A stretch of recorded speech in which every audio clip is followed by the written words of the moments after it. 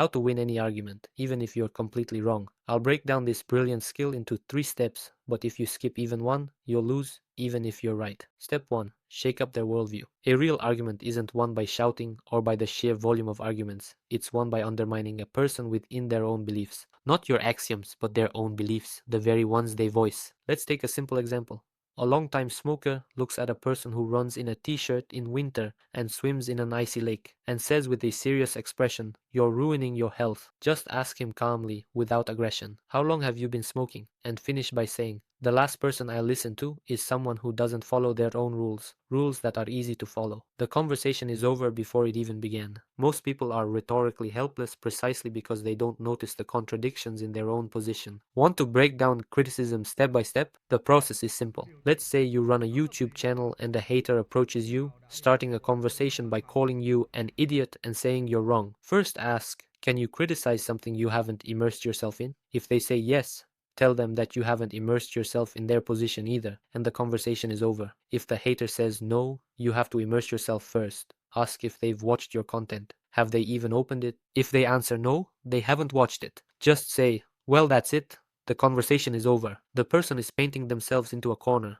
And if they say yes, they watched 2 to 3 of your videos, tell them that's only 1% of the actual toolkit. Not even the teaching itself, just the entrance to it. Not the starting point, but the threshold before it. That's why criticism without delving into the subject isn't criticism, it's just noise. Here's another example. Imagine 2 people with polar opposite life experiences. One is an individualist who grew up with complete personal freedom. The other was raised in a strict religious family, attended military school, and served in the army. They're arguing about how to raise children. There are no arguments between them, nor can there be any. Only the feeling of being right and feelings, because any of your ideas, any of your beliefs, any of your values, they aren't based on things that can be proven in theory. They're built on your feelings. For example, one person finds it physically repulsive to imagine themselves in the role of someone being punished and coerced. The other finds it just as repulsive to imagine themselves without discipline and strictness. That's the whole discussion. They start arguing with hundreds of arguments, social, scientific, medical, and in the end, the further they go, the closer they get to saying,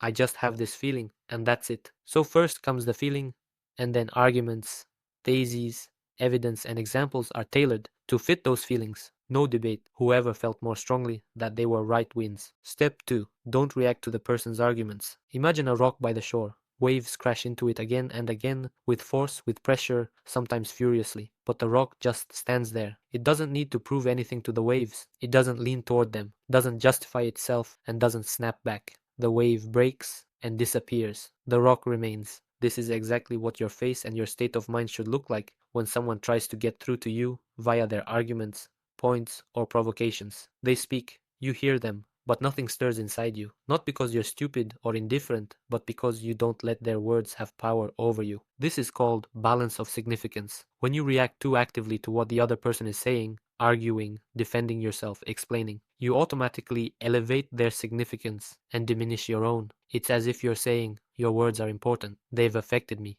I need to deal with them. And that's already a losing position. A calm face is not a mask of indifference. It's a signal. I'm not on the same level as this conversation. The person is trying to rattle you, waiting for a reaction, looking for a hook, but you look at them calmly, without tension, without the desire to convince them otherwise. Their wave simply finds nothing to crash against and leaves empty-handed. This is precisely where the power lies, not in responding loudly, but in not letting their words penetrate you as a challenge at all. Step 3.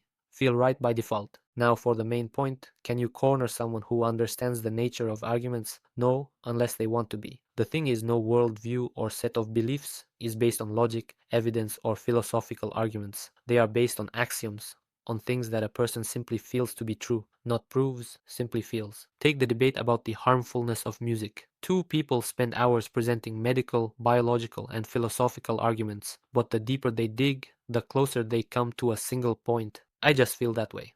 That's all. First comes the feeling, and only then are arguments, theses, and examples selected to support it, not the other way around. So there's no point in fighting your opponent's arguments. You need to understand their attitude toward the issue and work directly with their feelings. People don't change their minds through logic, they change through a shift in feelings. If someone finds sports repulsive, sweaty, pointless, crude, don't bombard them with health statistics. Just show them the beauty of the body in motion. Shift their perspective. They're looking in the wrong direction.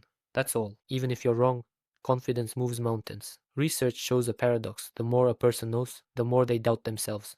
But those who have only a superficial understanding of the world make the loudest and most definitive statements, and people believe them because they feel their confidence. Those who know a lot and may actually be right speak with hesitation, qualifiers, and a trembling voice, and people don't believe them, not because they're wrong, but because they don't sense confidence in them. We live in a world of imposters. A person with delusions of grandeur can spout complete nonsense that doesn't work at all in the real world, and people will listen to them, applaud, and agree, simply because they're confident. If a stupid person who knows nothing makes such statements, why do you, who are wise, well-read, and knowledgeable, doubt yourself? Don't doubt yourself and move forward, and you will win many arguments. And if you want to learn about illegal psychological control techniques, click on this video.